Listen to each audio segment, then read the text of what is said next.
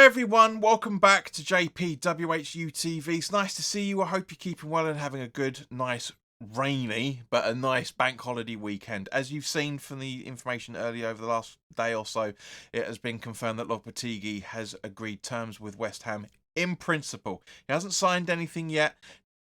There's no confirmed contract details, at least at the time of this recording, but I wouldn't be at all surprised within the next week or so we hear more details about it. As always, guys, this video is sponsored by the channel sponsor, 3retro.com. Please click the link in the description below that will take you directly through to the West Ham section of their website, where you can purchase some really nice retro gear, guys, along with track jackets, polo shirts, sweatshirts and t-shirts made by Admiral and Umbro, so go check them out, as you can see from the icon that's up here. And any purchases you make through the link in the description below, the commission that the channel would normally be getting, I'll be sending on to the charity Iron Supporting Food Banks, as I always say. They're based in the Newham area, and they're helping those in the Newham area and the Essex County and further afield for that matter, as they're currently supporting over 60 separate food banks as of the time of this recording. So guys, go grab yourself a really nice retro shirt. You'll be saving yourself a few quid in comparison to the club shop, and you'll be helping those the less fortunate than you and I. Now, since the start of the year, aka January, yeah, because when we say year on this channel, it means year, not season.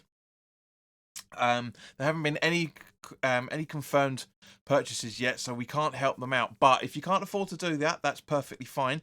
There is a link in the description below directly to their Just Giving Fund link, and so by all means click on that page and you'll be able to make your donation there. If you donate £1, £2, £5, £10, whatever you can afford, believe me guys, every penny helps. Now, I know a lot of people aren't happy with Lopetegui. And I'm sure there's other people going out on YouTube reacting to it saying, oh, he's crap, he did shit at Wolves, yada, yada, yada. Yes, he did. But I want to go into a little bit more detail. As you guys know, I like to do things a bit more detailed on this channel. So let's talk about him himself. His actual full name is Julen Lopetegui Argotti. He's 57 years old. He'll be 58 by the time the season starts. Which basically means he's only about 3.5 years younger than David Moyes. As we talked about in the Chelsea preview, he is a free agent. Of course, as we know, he is a Spanish citizen. He was a former goalkeeper of teams including Real Madrid, Castilla and Barcelona. He kept 34 clean sheets from 125 La Liga appearances. It's not that impressive, to be honest with you. It really isn't impressive. He has won the league with Real Madrid in the 89-90 season. He won the Spanish Cup with Barcelona in the 96-97 season. He's won the Spanish Super Cup twice with Real Madrid in the 88-89 and the 89 and 90 season. He's won it 3 times with Barcelona in the 93-94, 95-96 and 96-97 season. So relatively consistent. So, you know, he's a winner from that point of view. Now, from doing some research in what he does, he likes to play a 4-1-1 formation, which is exactly what was brilliant about David Moyes' setup at the start of the season. The 4-1-4-1 with a mid-block or a high 4-3-3 press, occasionally adopting a double pivot, and also uses the boring 4-2-3-1. Now, I always say that a 4-2-3-1 you can adapt in 2 or 3 different formations during a game, and I wouldn't be at all surprised if Lopetegui comes in, which it looks like it is going to happen. Then I won't be at all surprised if he does exactly that. He starts with a 4-2-3-1, but he goes down into the 4-1-4-1 with a double pivot, 4-3-3 as a full-on attack. You know, this is just the information I'm getting, guys. And as always, put your comments in the comment section below. Now, he retired from Real Valencia. I think you pronounce that. Vallecano. I'm not 100% brilliant with Spanish pronunciations. He retired from them in July of 2002 to become assistant manager.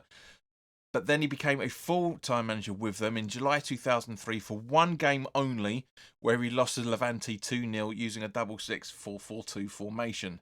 He then became Real Madrid's head of scouting from July 2006 until June 2009, bringing in some big names that we will remember. If I can remember them, I'm sure you guys can remember. Ruud van Nistelrooy, for example, Reyes, Marcelo, Emerson, Not that Emerson, a different Emerson from Juventus. Wesley Sneijder, Ian Robin, Gabriel Heinze, Salado, Pepe.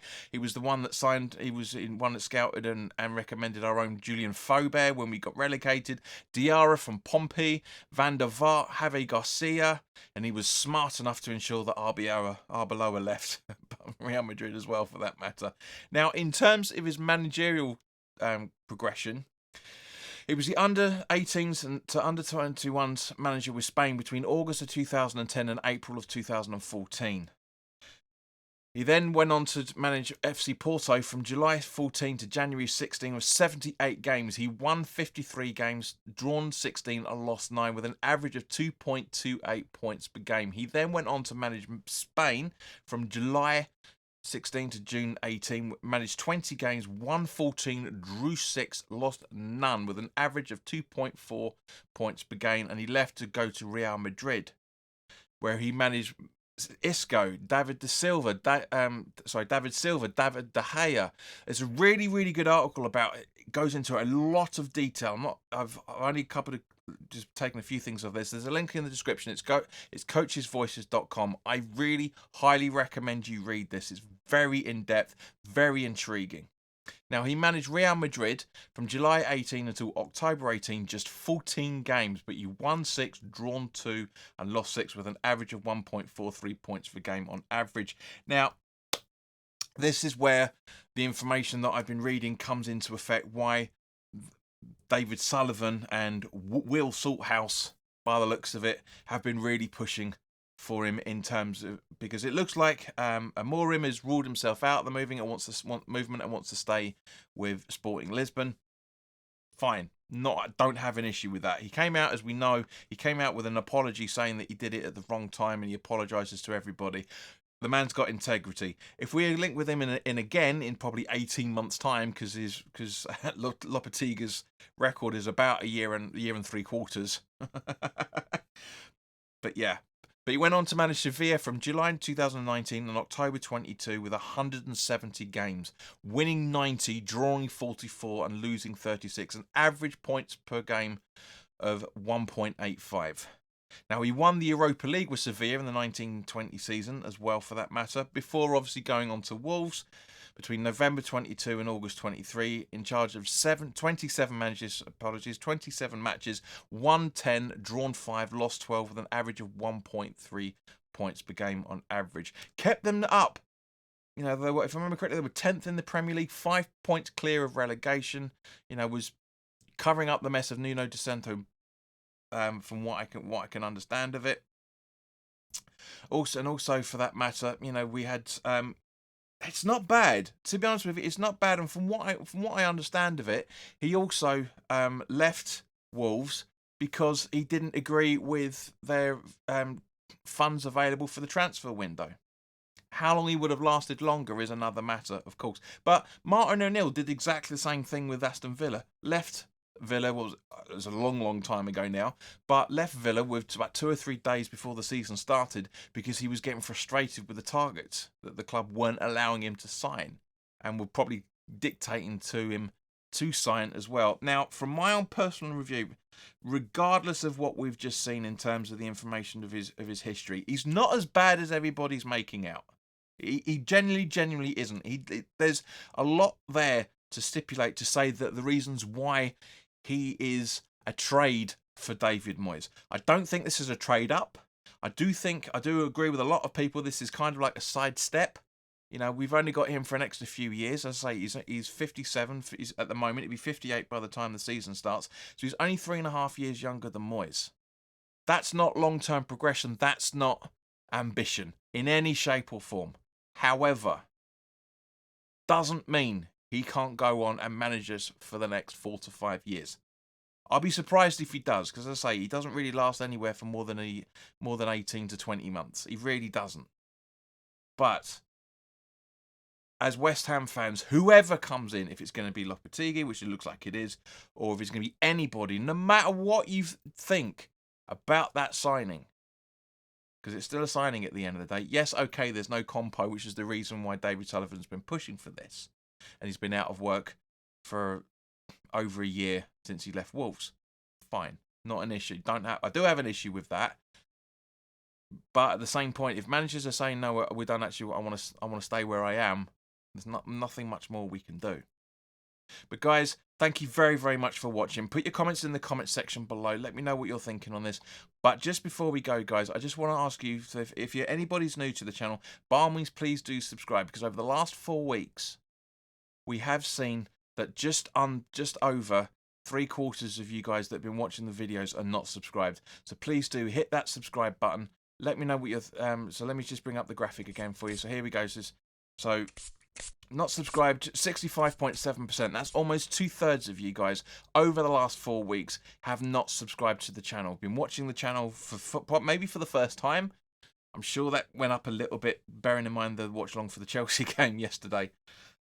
But yeah, it looks like the Chelsea game has pushed things on a little bit further as a result of it, because looks like the club were waiting to be very respectful to Moyes and go, right, Moyes to say, right, I'm leaving at the end of the season, and the next day it was going to be announced that Lopetegui was going to be a manager.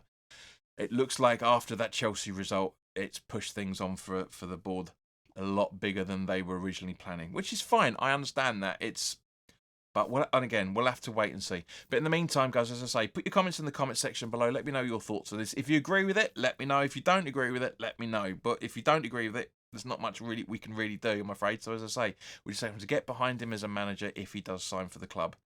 But obviously, if there's more information available to confirm when he does sign and what length of the contract is, we'll talk about that as well. But I thought I wanted to do this because it's 95% there. It really is 95% there. The only thing that 5% is wages and him signing, quite frankly. And what the push on is going to be for the summer transfer window as well. Gonzo did a really good video the other day, saying that Tim Steidten was told to stop his preparations before they make the decision on who the manager is going to be. Has Steidten now just gone on and identified targets with Lopetegui behind closed doors? We'll have to wait and see, and I'm sure that information will come out in the next few days if it hasn't already by the time of this recording. But in the meantime, guys, thank you very much for your time. Thank you very much for watching, and I'll see you soon. All the best now. Take care.